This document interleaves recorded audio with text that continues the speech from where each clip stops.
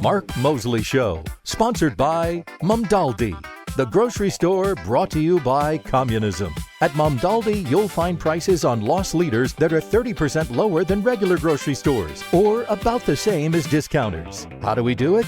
We take the money you'd pay from someone else, and then we look like the good guys. So come do some of your grocery shopping at Mumdaldi, now with over 5 locations serving 1 million customers each. So get here before we run out and avoid the line.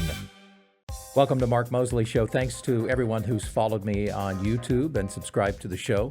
If you haven't yet, please do that, because the subscribes and the likes and the comments and asking questions and sharing the show with a friend by email or however you want to text it to them, all those things help us increase our reach and help YouTube to go, okay, well, maybe we'll show this to some more people, because some folks seem to like it. We're trying to grow our YouTube channel in particular, but you can follow me on social media at Mark Moseley on Instagram and Facebook, on Twitter, X.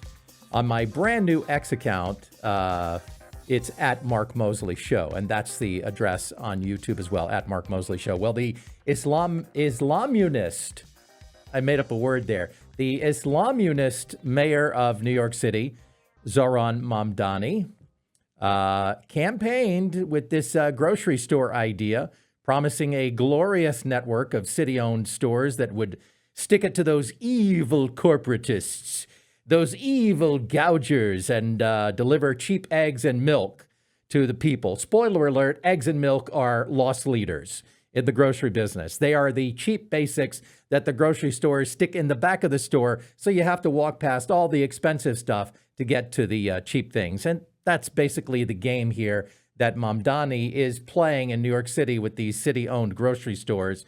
But so we got a handful of taxpayer-subsidized stores run by, wait for it, run by some of those very evil for-profit, gougers that are out there, because government doesn't do anything by itself. It can't create a grocery store by itself. It can't stock shelves. They've got to partner up with some capitalist somewhere.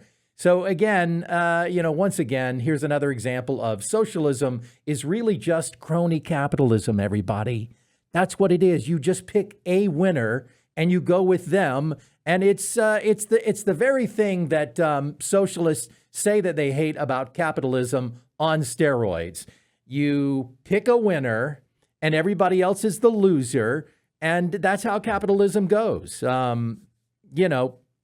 It's the same for-profit people that he spent months demonizing that he now has to get in bed with to run these grocery stores. Everything else in the store, by the way, price it the way you want, boys. Yeah, go nuts.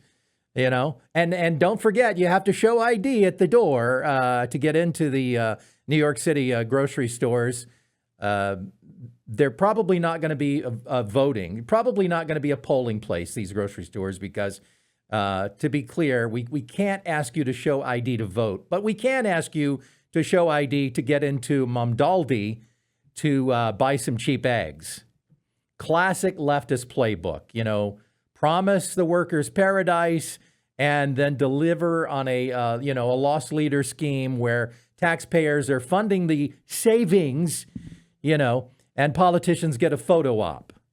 Meanwhile, actual grocery store economics, 1% to 3% profits. It's a very, very thin profit margin business. And meanwhile, the things that you're discounting, they're going to be about that same price at a place like Aldi, at a place like Walmart, at a place like Food Lion, or just pick your discount grocer.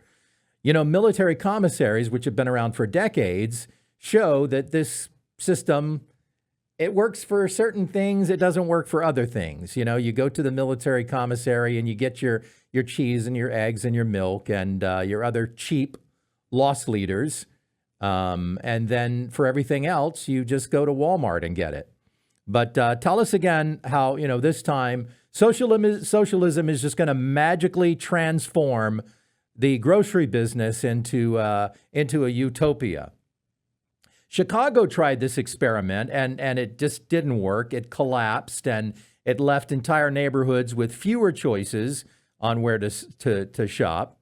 So, you know, Mamdani is just, he's the worst mayor since Wilson Fisk, you know, and that's a Daredevil reference. Look, he's using these guys because, again, government doesn't produce anything. Government doesn't make goods and services. Only capitalists make goods and services. So under socialism, communism, the leaders always pick a winner out of the pool of capitalists, and then it's crony capitalism once again. So again, it's the very thing that socialists say they hate about capitalism made worse every single time under socialism, communism. By the way, can we just address this thing, because the left is constantly changing the meanings of words. You know, they've done it with woman, the word woman. We don't know what that means anymore.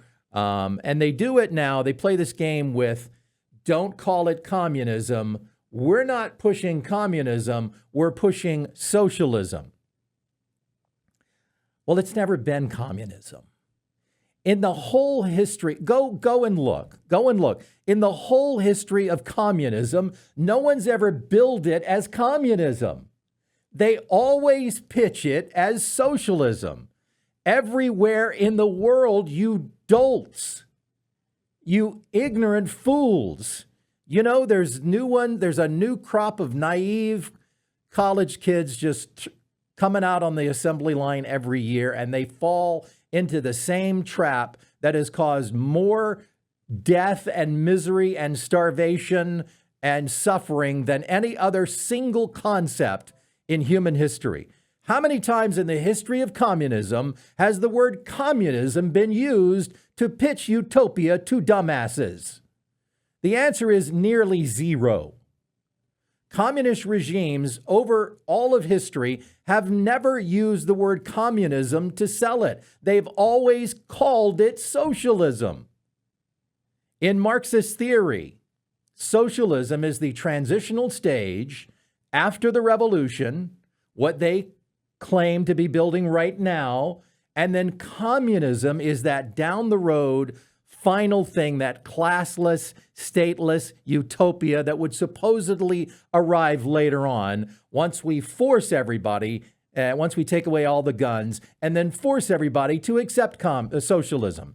Because the thing about socialism is you can't get everyone to go along with it.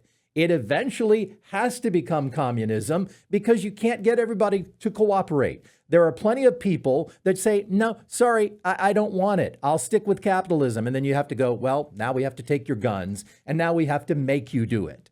And that's how it works out every single time. The pattern in practice, the Soviet Union was the Union of Soviet Socialist Republics. It was never called the Communist Union. And every single other country called it the socialist or the people's or even the word democratic in the label. In Czechoslovakia, in Yugoslavia, in the German Democratic Republic, in China, in Vietnam, in Laos, in Cuba, in Venezuela, they all describe themselves as building socialism. Now, the ruling parties would be called the Communist Party, but that was after you got all the way there. There has never been a major Marxist-Leninist regime that ever called itself the Communist Republic of blank. The Communist Party label, again, is mainly for the party name and the long-term goal. So the next time some brainwashed leftist says, I'm not pushing communism, it's socialism. Do this, take your palm, flatten it out like that, and thwack them right in the forehead, really good and hard, and say, you idiot, who's ignorant of human history and doomed to repeat it. But the Democrats, they got real problems, man, because the communist socialists are taking over. The Islamianists are taking over the party. The extreme radicals are taking over. For any Democrat that wants to push back against that, ask them, where's the energy? Where's the energy in the party? If you're not paying attention, and a lot of people don't. I mean, look, if I'm clearly a guy who, I always say politics is my sports.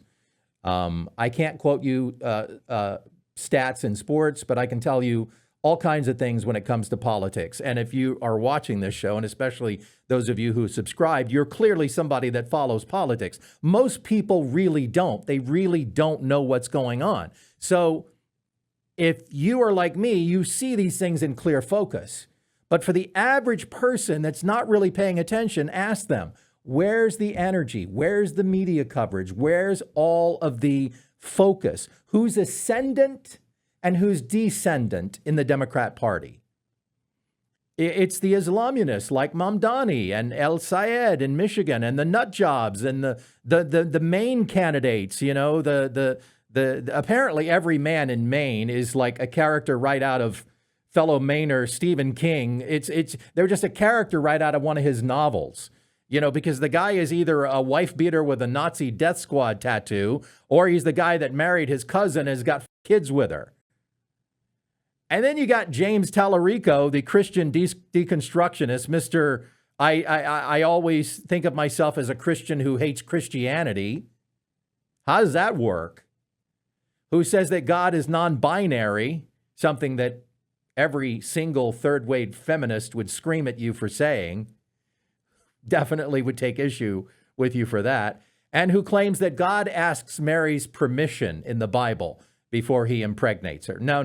That did not happen. That's not how it went down.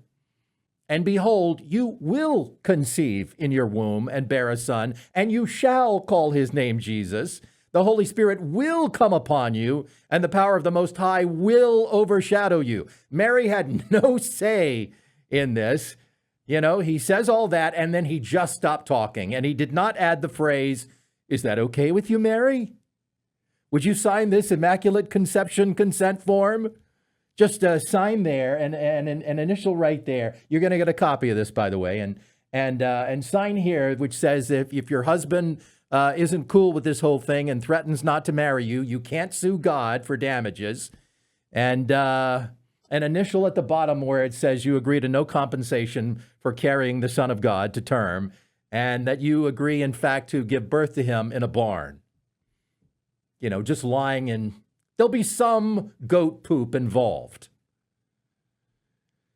Anyway, in Abdul El Sayed news, a Fox News digital review found that his campaign accepted more than $115,000 from at least 41 individuals connected to CARE, the Council on Islamic Relations, on American Islamic Relations, including board members of CARE. Yes, El Sayed's father-in-law is a CARE Michigan board member. CARE was named an unindicted co-conspirator in the Holy Land Foundation terrorist financing case and has been designated a terrorist organization by the UAE and by states like Florida and Texas. But yeah, that's who's backing this guy.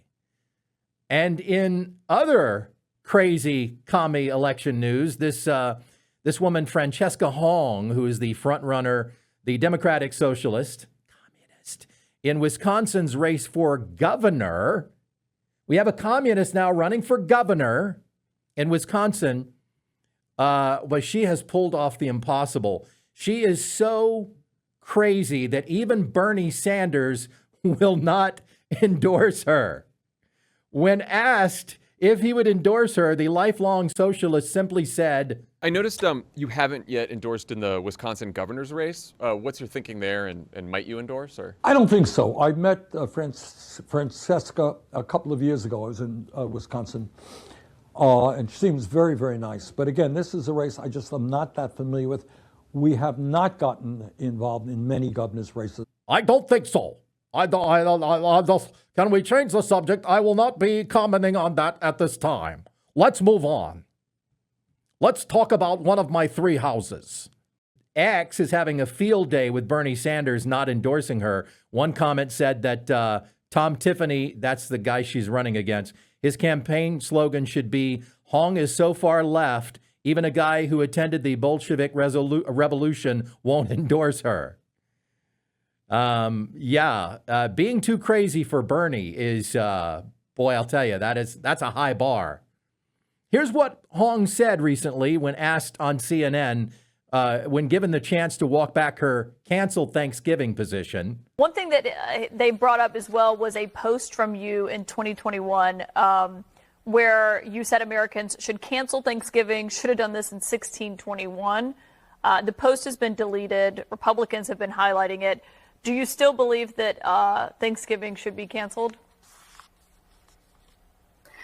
I'm a chef, and one of the first meals that I made that was for the community when I was 16 was a Thanksgiving meal. You know, I always think my hospitality background in owning a restaurant for 7-8 years, that bringing folks around the table to share conversation and build community is always a good thing. But Thanksgiving is also a time that's incredibly painful for many people in our communities. And so I think I wanted to make sure that people understood that there are multiple views, but views can evolve. And the position that I'm running for right now, and I think my background as a chef, will actually help me become a better governor that's able to bring more people to the table. Is she a fan of waffles? Because that is a terrific waffle there. Is that a no to no Thanksgiving, or is that a yes to yes Thanksgiving? Or is that a no to yes Thanksgiving? Has she not seen the amount of DEI they've packed into that Macy's Thanksgiving Day Parade? I mean, Thanksgiving is sufficiently woke these days. I understand this year Santa will be played by Lupita Nyong'o. How do you say her last name? Nyong'o?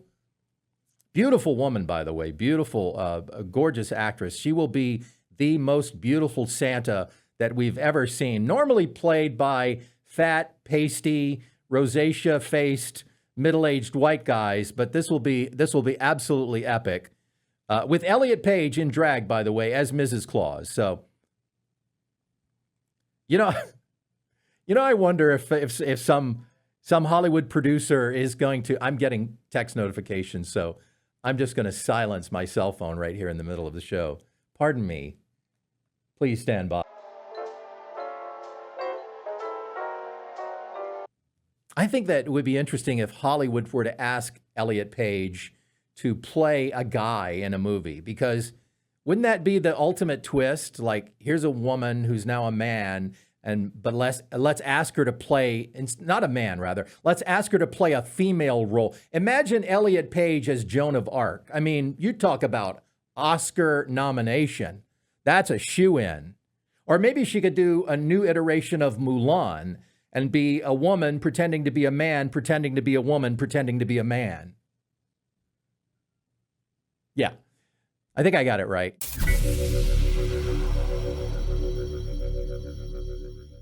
I received virtually the Award of Courage, presented to me virtually by Julia Roberts from her breakfast room in her home in Northern California. She was so charming. When my image came up on the screen, she gasped and said that every time she sees me, her throat gets dry and she gets nervous and excused herself to go into the kitchen to get a glass of water. Well, breaking news now. Breaking news into the Mark Moseley Show News Central. The Republican-led Senate Homeland Security and Governmental Affairs Committee voted Thursday, right before the taping of this show, largely along party lines, to refer Dr. Anthony Fauci, the Fauci, to the Department of Justice for criminal contempt of Congress after he invoked his Fifth Amendment rights more than 100 times during that hearing last week chaired by Senator Rand Paul, refusing to answer any questions about COVID origins, gain-of-function research, related communications, pages from his diary. Democrats attempted to table the resolution or grant him immunity, and that failed. And the referral will now be heading to the DOJ, potentially bypassing a full Senate vote. Now, I'm a little confused about that, and I may have to double check on that, because I think they're planning on having a full Senate vote, and then it would go to the DOJ. But This reporting says it's going right to the DOJ, but we'll see. And oops, Rand Paul caught Mr. Stolen Valor in an admission. That's right, during the Senate committee's contempt proceedings against Fauci, Rand Paul managed to corner Connecticut's own Senator Richard Blumenthal, Mr. I served in Vietnam, into essentially admitting what Democrats have spent years pretending not to notice, that Fauci lied repeatedly to Congress and the American people. Democrats are scrambling now to defend his Fifth Amendment marathon and paint the whole thing as some kind of partisan witch hunt. You see, that's the spin. Oh, well, of course he's scared because he knows that Rand Paul's out to get him. Well, again, you know, if we stick to the very well-established liberal talking points, you don't plead the Fifth unless you got something to hide. Did you guys change the rules on us and not give us the memo? Did we miss your Instagram post? Hey guys, we're not doing the Fifth Amendment means you're a criminal thing anymore. Never mind. Cut it. It's back to the Fifth Amendment. Well, that's a sacred right that every American has, whereas before it was, well, if you plead the Fifth, you must be a criminal. So you guys figure that out and let us know if you've rescinded that talking point. But here is Blumenthal saying the quiet part out loud. I would simply predict, Mr. Chairman, based on the long history of assertion of self-incrimination rights, that there is virtually no chance that a court would actually approve any contempt because he had a well-founded fear of self-incrimination, which entitled him to invoke the Fifth Amendment. Yes, a well-founded fear of self-incrimination. Okay. Fauci got a blanket pardon from either Biden's shaky hand, hey, I'm going to sign this here, or the auto pen, we're not really sure which it was, or maybe even Dr. Jill, forging his signature. So unless Fauci actually lied under oath, how could he incriminate himself? Because he has a blanket pardon. So in probably, unless we can find a legal loophole here to say that the auto pen, if it was done by auto pen, it doesn't count. And of course, we know that AI is sophisticated enough to where we be able to tell, we could have AI analyze Biden's signature on the Fauci pardon and tell us whether it's legit or not. And then we might have a legal loophole to charge Fauci with something. Otherwise, this is all just more kabuki theater, but on the Republican side of things. Dear Diary, OMG, you guys, I can barely hold my gel pen right now. Today, the most amazing thing happened. I finally met him. You know the one, Brad Pitt. Yes! And get this, he was basically shaking when he saw me. He was all like, Dr. Fauci, I followed every single one of your briefings since day one. You're literally my hero. I let out a gasp that nearly ripped a hole in my N95. My heart was fluttering so fast, I thought I might be having an acute pulmonary infarction. Turns out later I was, but shh, Diary, that's just between you and me. I tried to play it cool, me, all science-y and authority, but inside I was screaming. He asked for a selfie, Diary, a selfie with me. He even said my follow the science line was the most iconic thing he'd ever heard. This from the man who said the first rule of Fight Club is you do not talk about Fight Club. I may or may not have practiced writing Mrs. Brad Fauci Pitt in the margins of my daily briefing. Shh, don't judge. That's my job. Anyway, best day ever! Until next time, Diary, socially distance hugs and kisses. Tony.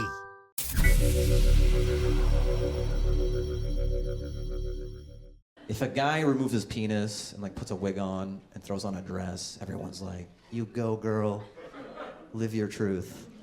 But if a guy wears a toupee, everyone just laughs at him.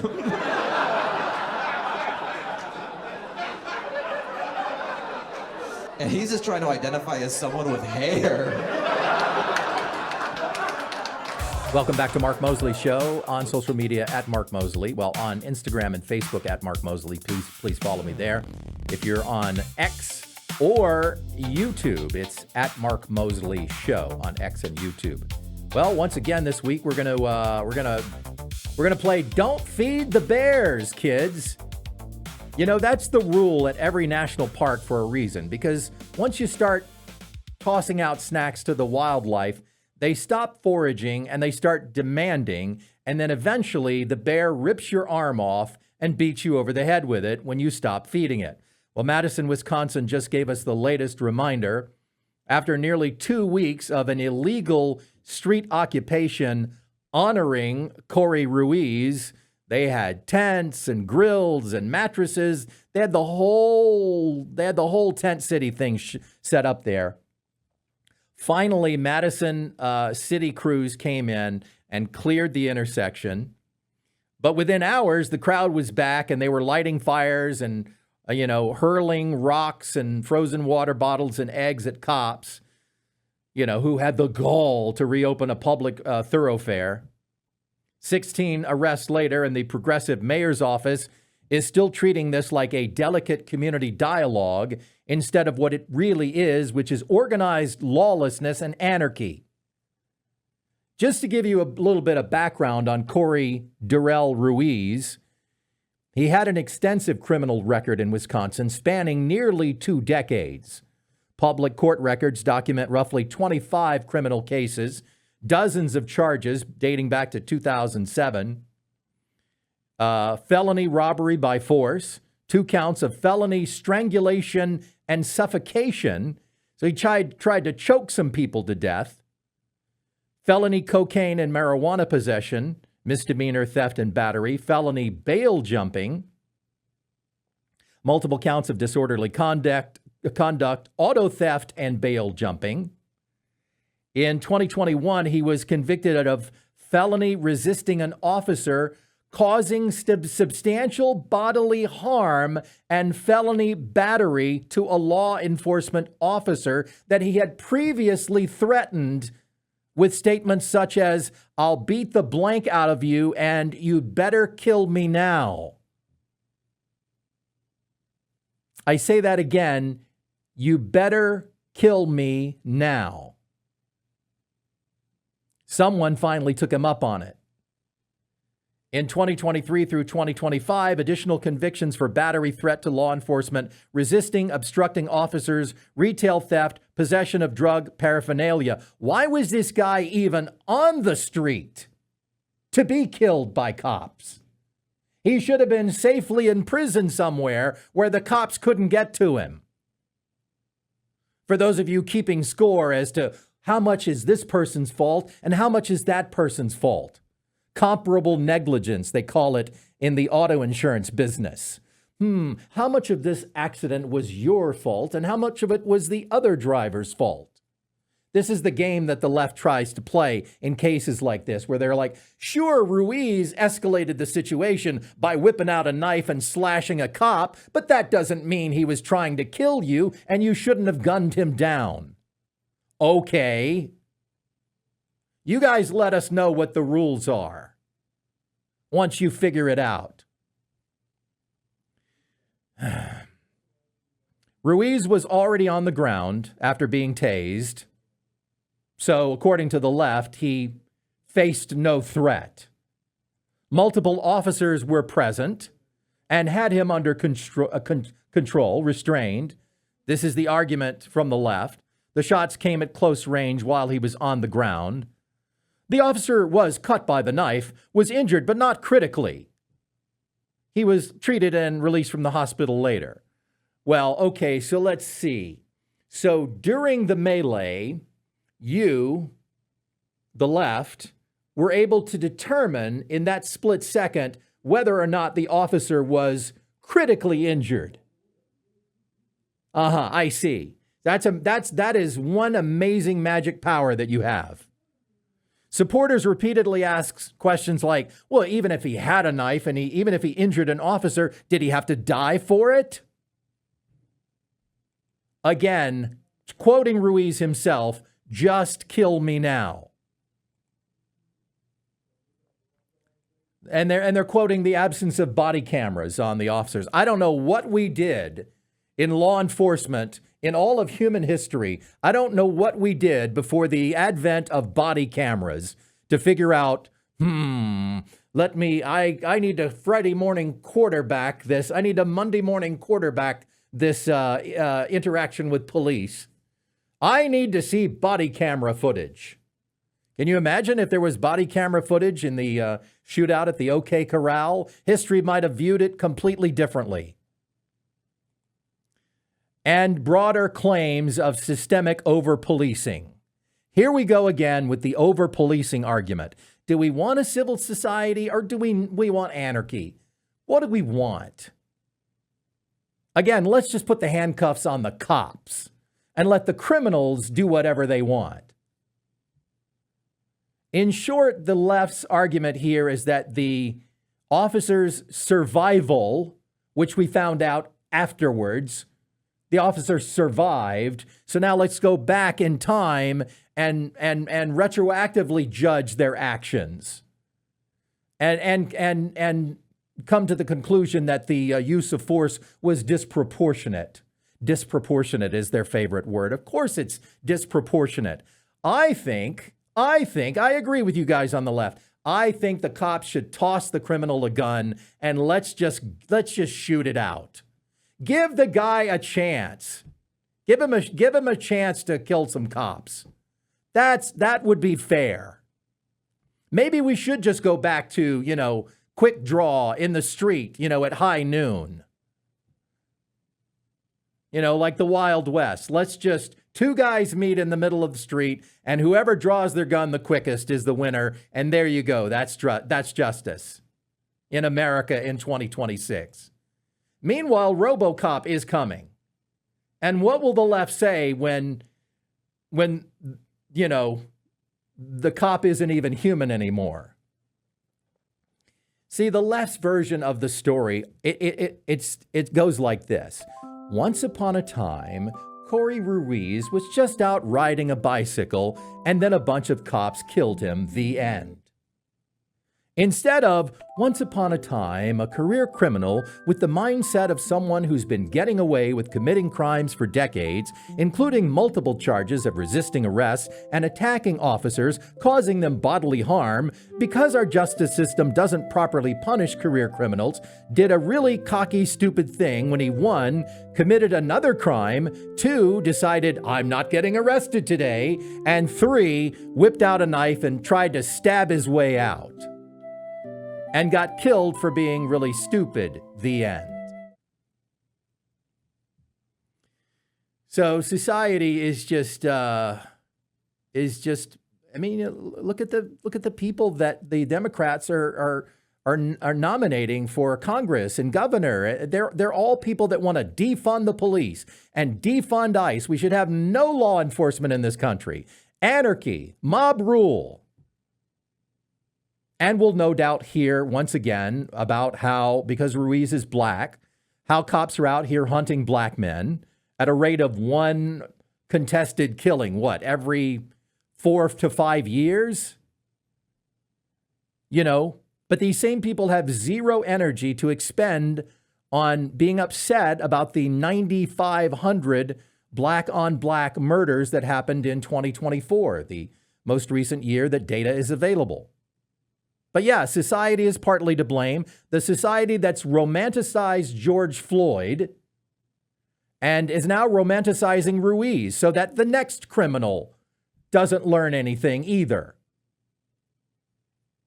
Don't feed the bears, kids.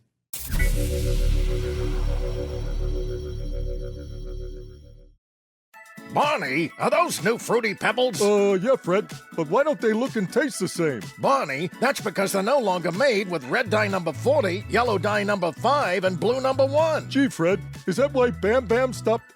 accidentally bludgeoning people with his wooden club? That's right, Barney. Red 40 and Yellow 5 have been linked to hyperactivity in children, so no more Ritalin Adderall cocktail for Bam Bam. Which only suppressed the problem until he started hearing the voices that told him to kill. That's right, Barney. And without the blue number 1, now my daughter Pebbles doesn't have the searing daily migraines, so she stopped cutting herself and talking about taking her own life. But gee, Fred, Fruity Pebbles still has all the sugar, right? They didn't take that away, did they, Fred? Nope, 50% of daily sugar for a kid in just one delicious bowl. So our children will still be among the fattest kids in the world? Yep, new Fruity Pebbles. Now with no more artificial dyes, part of this nutritious breakfast. Fred, isn't that a glass of orange juice? And doesn't it contain 100% of recommended daily sugar for kids? Don't go there, Barney. Don't go there. Yeah, I think that ad might be now outdated again. I think Congress made RFK Jr. put all the chemicals back into Fruity Pebbles. Because how dare you remove all the bad stuff from our food? Heaven forbid people should be healthy. You know, RFK Jr. pushing to stop SNAP from being able to be used to buy junk food. Arguing that taxpayers shouldn't be funding obesity and more health problems and diabetes and all these things. The USDA had let over 20 states limit those kinds of purchases. The left, of course, they just lost their minds. They called the rules paternalistic. Even though the left is good to go, they're all down with all kinds of other Big Brother is watching and Big Brother is controlling your life kind of things. And in June of this year, a judge blocked those restrictions, saying the USDA lacked the authority to make those changes. Of course, the chemical industry cheered, the soda industry cheered, the junk food producers all cheered. The same people who banned plastic straws for your Mountain Dew want you to be able to have as much Mountain Dew as you want. It's unbelievable. It's hard because, you try and eat healthy, and literally everywhere I turn now, every time I pick up a newspaper, or yes, I still pick up a newspaper from time to time, I read the Signal, Santa Clarita Valley News, who bring you the buzz. Thanks once again to Richard Budman for giving me this beautiful studio to tape my show every week. But it's when you pick up the newspaper or you go on the internet, every single day you hear about how this is bad for you and that's bad for you. And it's hard to figure out, well, should I be, or what is cage-free versus free range, and what's organic versus farm raised, and I can't even figure out which eggs to buy. Which eggs, by the way, for decades were bad for us. We weren't supposed to eat eggs. Eat cereal. The government chart, this government pie chart, or this government triangle chart, brought to you by Kellogg's. Of course, meanwhile, we have a president who, eats Big Macs wrapped inside of a Taco Bell cheesy gordita and washes it down with 3 Diet Cokes every day and still wins golf tournaments at age 80, so I don't know who the hell knows what to think. But meanwhile, let's all have a beaver butt breakfast bowl. Here's one that I saw this week. It's a rumor that's been bouncing around TikTok and Instagram and Reddit and every other digital dumpster fire for years now, claiming that Quaker instant oatmeal, particularly the strawberries and cream flavor, hides something special in the innocent little natural flavor line on the box. You see, if it comes from nature, you can call it natural. If I squash a bug and then whatever oozes out of that bug, if I mix it into something, it's a natural flavoring. But you really don't want to know where it came from. For years, people have been saying that vanilla flavoring, in many cases, is made from castoreum, an oily secretion harvested from the castor sacs next to a beaver's anal glands. That's right, beaver butt juice. In 2026, some YouTubers stitched together some old clips from Food Babe, who has been on this beaver butt beat since 2013, and various Instagram truth tellers. PepsiCo responded with the claim, "This is inaccurate. The flavoring used in Quaker Instant Oatmeal strawberries and cream does not contain castoreum." They have not handed over their secret recipe. Just take our word for it. Snopes could not independently verify the absence of beaver secretions, so they just kind of threw up their arms. They just kind of shrugged. They did note that this natural flavoring is legally allowed under the FDA category as generally recognized as safe, and companies can call it natural flavoring on the label. The real kicker, even if it were in there, the amounts used are microscopic. Fewer than 300 pounds consumed across the entire United States in a year. But the next time you're stirring that paint packet into boiling water, just remember, you might be ingesting beaver butt squeezins. PepsiCo says you're not, but Snopes is sitting this one out.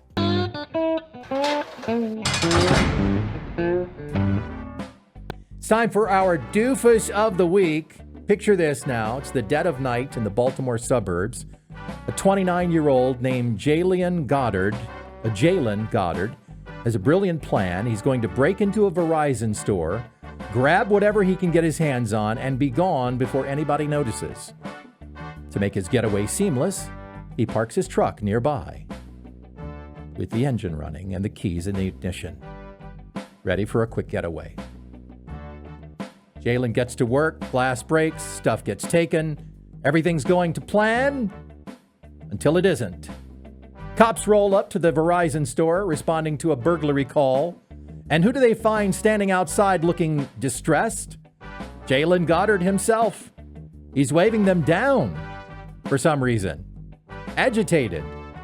Odd behavior for somebody who just robbed the Verizon store and should be, running away. Then they notice something interesting. Goddard's hands have blood on them. The officers take a closer look. Turns out later that the blood on his hands would match the blood at the crime scene. Uh-oh, that's not good. And by now you're asking yourself, well, why did this guy flag the cops down to alert them to his presence?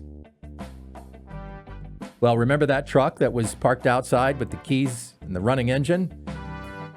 Yep, Jalen wasn't the only person out late that night who was up to no good, which is why he waved down officers to get their help finding whoever just stole his truck. Never mind what I did. That's the guy you want. Go find whoever jacked my truck. Body cam footage of one of the cops delivering the line of the year with perfect deadpan timing. Don't you hate it when your car gets stolen while you're committing a burglary? The police, in the end, of course, to their credit, did give Jalen a lift. And let's close out the show with some good news. In the small town of Powhatan, Virginia, residents of Powhatan, however you say that, I hope I didn't butcher your town's name, there's a guy that the children know as Santa. Dave Bell is his name, and year after year, he's the town Santa. He puts on the red suit. He's got the white beard. He steps into living rooms and hospital wards with the same quiet promise, Christmas will find you. Parents say the smile he brings lasts longer than the toys. Nurses say that the wards feel lighter when he walks through. Well, this summer, Dave shed 40 pounds, something he hasn't done in years past. But this year he had to. Dave was at the hospital a lot this summer, but not to spread cheer to the kids spending Christmas time there like he does in the winter, but submitting to a whole battery of tests and answering questions that most people never have to face. Friends noticed he was quieter than usual. When asked what was going on with him losing all this weight and having all these tests, he simply said that he had something serious happening. On the appointed morning, he arrived at Enrico Doctor's Hospital wearing his red Santa hat.